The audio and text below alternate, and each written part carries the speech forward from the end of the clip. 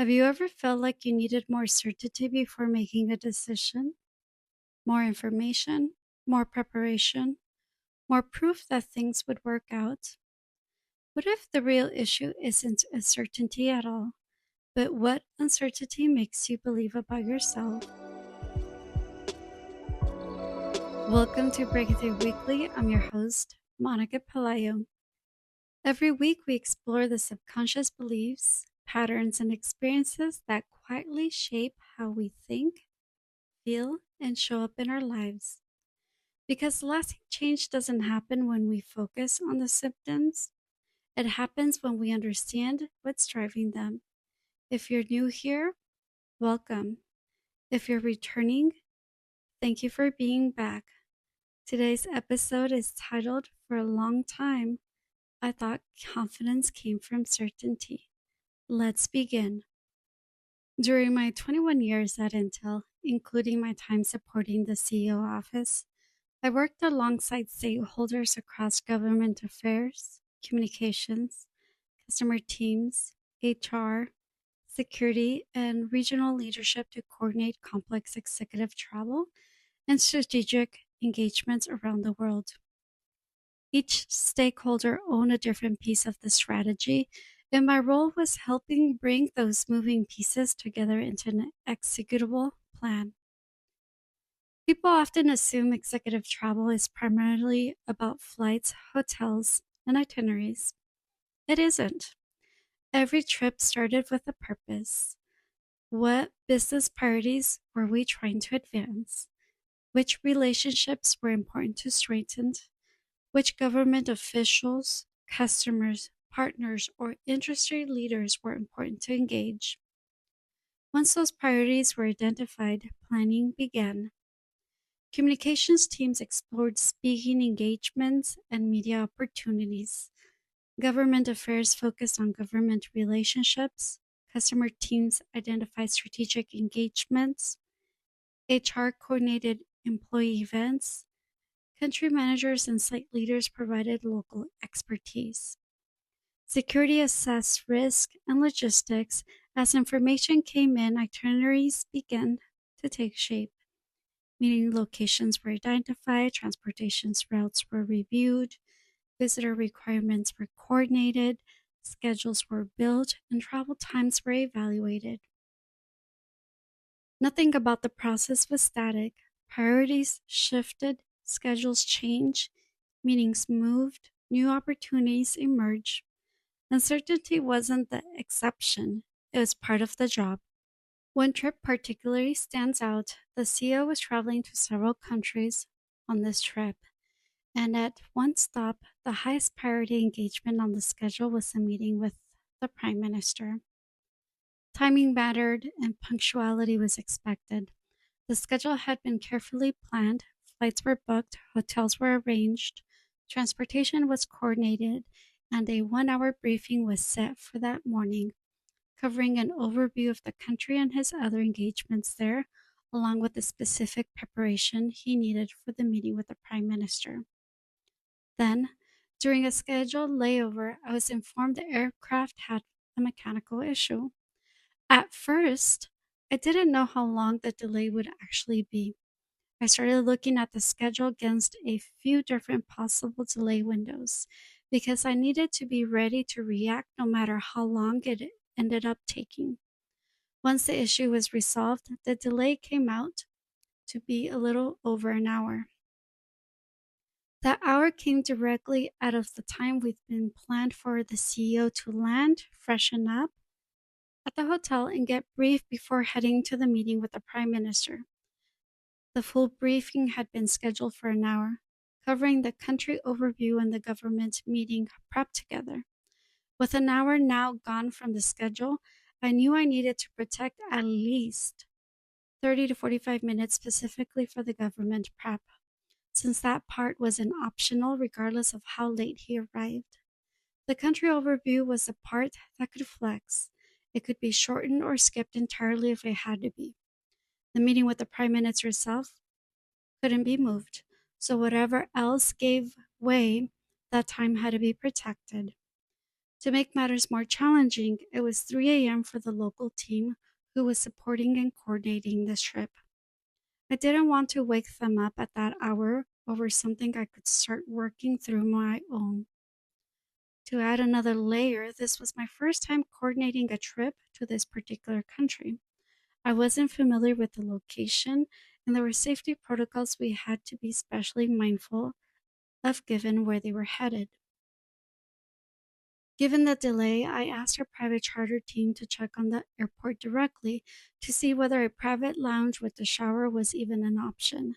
At the same time, I started looking at hotels myself because this was a country I didn't know well and the choices near the airport were limited. It also wasn't as simple as finding any hotel with a shower. Wherever the CEO ended up needed to meet a minimum standard, and a new, unfamiliar location made that harder to judge from a search engine alone.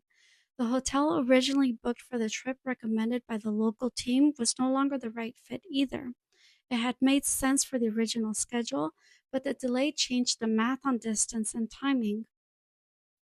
The options that kept surfacing weren't meeting the standard we needed, and I knew the travel agency had better tools and reach than I did, so I reached out for their help. Even they had a hard time finding something that worked at first. We canceled the original hotel booking and kept exploring together. The airport option ended up not panning out, but between the two of us, we eventually booked two new hotel options within a fair distance of the meeting with the Prime Minister. I didn't know yet which option we'd land on. I just knew that waiting for certainty was going not to get us there. Once it was a more reasonable hour, I called the local team. I walked them through the hotel options I already put together, then handed the final call to them, since they knew the ground realities better than I did from thousands of miles away. The CEO arrived with enough time to freshen up, get brief, and then make it to the meeting with the Prime Minister on time. Looking back, the experience taught me something important. Confidence isn't having all the answers. Confidence is trusting yourself when you don't. For a long time, I thought confidence came from certainty. I thought confidence meant knowing exactly how things would unfold before moving forward. Throughout my years supporting executive leadership, I worked alongside people who regularly made decisions with incomplete information. They adapted when plans changed, solved problems as they emerged, and moved forward despite uncertainty. Looking back, I can see that capability was never dependent on certainty. What I didn't understand at the time was that observing that reality and believing it for myself were two different things. Yet, if I'm honest, there was a time when uncertainty felt much heavier to me than it needed to. Early in my career, mistakes didn't feel like mistakes, they felt personal. A typo in an email, a missed detail, a schedule change, an oversight. Instead of seeing those moments as part of being human, I interpret them as evidence. Evidence that I should have known better, evidence that I wasn't good enough, evidence that someone might discover what I secretly feared about myself. Now, I can see that I wasn't really afraid of mistakes. I was afraid what I believed those mistakes meant. That belief showed up in ways I didn't recognize at the time. I overworked, I overprepared, I carried responsibility that wasn't always mine to carry. I struggled to delegate because I was accountable for the outcome. If something went wrong, my name was attached to it. I often felt responsible for controlling variables that were never fully within my control. The irony is that uncertainty never disappeared. Executive schedules remained complex, priorities still shifted, stakeholders still had competing demands, flights were still delayed, problems still occurred. What changed wasn't the environment, what changed was the meaning I attached to it. What I didn't understand at the time was that my need for certainty wasn't really about planning. It wasn't about being organized or being prepared. It was about what uncertainty represented. Uncertainty is a threat to the mind, whether we realize it or not. The stakes feel higher, the chances of getting something wrong go up. That's true for anyone in any situation. But because I believed I wasn't good enough, that ordinary threat became something more. Mistakes felt dangerous. And if mistakes felt dangerous, uncertainty felt dangerous too, because getting something wrong wouldn't just be a mistake, it would confirm the exact thing I feared about myself. Now I can see that I wasn't seeking certainty because I needed more information. I was seeking certainty because I didn't fully trust myself yet. For me, confidence wasn't created by accomplishing more. It was created by changing what I believed about myself. The younger version of me had learned to question her worth. She worried about making mistakes, about disappointing people, about not being good enough. So every mistake felt bigger than it actually was. Every setback felt personal, and every criticism felt like a confirmation. As my career progressed, my accomplishments grew, my responsibilities grew, my expertise grew. But what ultimately changed my confidence wasn't adding more evidence, it was updating the belief system through which I interpreted that evidence. That shift didn't happen on its own.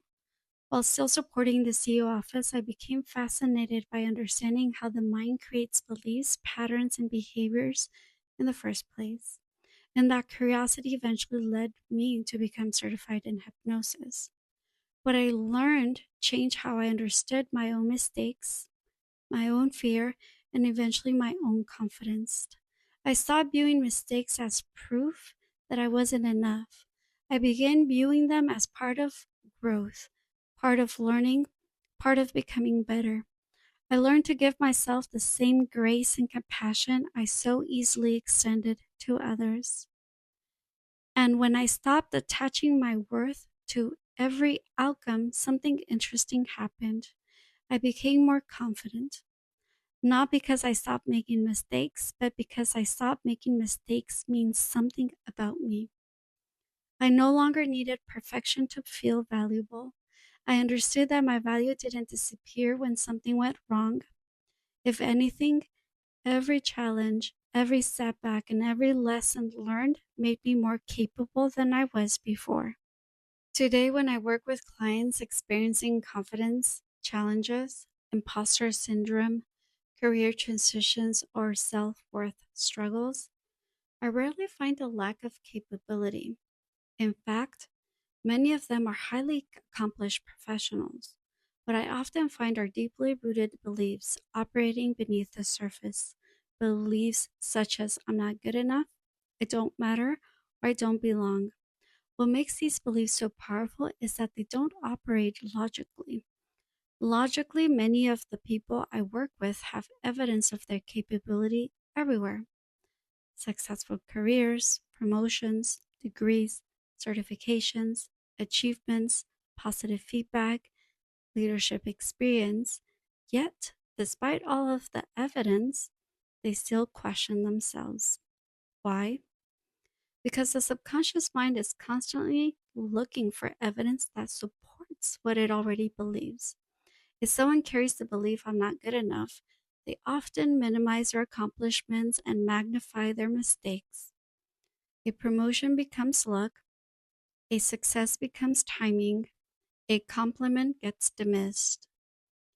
Meanwhile, a mistake becomes proof, a criticism becomes evidence, and a setback becomes confirmation. Logically, they know they've accomplished a great deal. Subconsciously, they're still searching for evidence that supports the story they've been carrying for years. That's why simply creating a list of accomplishments doesn't always create confidence. The issue isn't lack of evidence, it's that the evidence is being filtered through a belief system that was formed long before those accomplishments ever existed. Because when someone believes they're not enough, Uncertainty feels dangerous. One of the most important things I learned while studying the mind is that it prefers what is familiar over what is unfamiliar. Not because familiar is better, but because familiar feels safe. The mind's primary job is to keep us alive. And from a survival perspective, familiar feels safer than unfamiliar, even with what is familiar isn't serving us anymore. When we step into something unfamiliar, a new role, a promotion, starting a business, changing careers, speaking up, or setting a boundary, the mind immediately encounters uncertainty. And uncertainty raises questions. What if I fail? What if I make a mistake? What if I disappoint someone? For someone whose underlying belief is I'm not enough, those questions feel even bigger because uncertainty isn't just uncertainty, it feels like a threat to identity. So the mind does something protective but costly. It becomes so focused on the uncertainty in front of you that it forgets how capable you really are, and self doubt starts to take over. That's the part people miss. They focus so much on what they don't know that they forget everything they already do know: the skills, the experience, the problems they've already solved, the resourcefulness they've demonstrated throughout their lives. When I think back to that day, I didn't have all the answers and I didn't know exactly how things would unfold. What I had was years of experience, problem solving skills, relationships, and the ability to adapt. The answers weren't sitting in front of me yet, but the capability to find them already existed within me. I trusted myself enough to start solving the problem before certainty arrived. People tell themselves they need more confidence, more experience, more preparation, more certainty, but often that's not the real issue. The real issue is meaning they've detached to themselves. The challenge is that certainty rarely arrives before the decisions that matter most: changing careers, starting a business, pursuing a promotion, speaking up, having a difficult conversation, building a relationship. At some point, every meaningful decision required us to move forward without guarantees. For years, I thought confidence came from certainty. Now I believe the opposite. Confidence isn't knowing exactly how things will unfold. Confidence is trusting yourself to figure it out along the way. And sometimes the first step toward building that confidence isn't gaining more information, it's uncovering the beliefs that convince you that you needed certainty in the first place. If any part of this feels familiar, it may be worth asking yourself a different question. Instead of asking, what if I fail? Try asking, what belief am I trying to protect by waiting for certainty? Because sometimes the thing keeping us stuck isn't the lack of confidence, it's a belief that no longer reflects who we are. If you've achieved success on paper but still find yourself questioning your worth, hesitating to take the next step, or waiting for confidence to arrive before you move forward, the issue may not be lack of capability. It may be a belief that's no longer serving you. I offer a complimentary exploratory call where we can discuss the challenges you're experiencing and determine whether hypnosis using RTT methods may help you support the changes you're looking to create. Schedule your complimentary exploratory call at www.thethrivingpathways.com/appointment. If something in this episode felt familiar, not just as a story, but as a pattern you recognize in your own life, that awareness matters. Many of the challenges we experience aren't created by lack of capability. They're often shaped by beliefs operating beneath the surface that we've never stopped to question. Thank you for spending this time with me.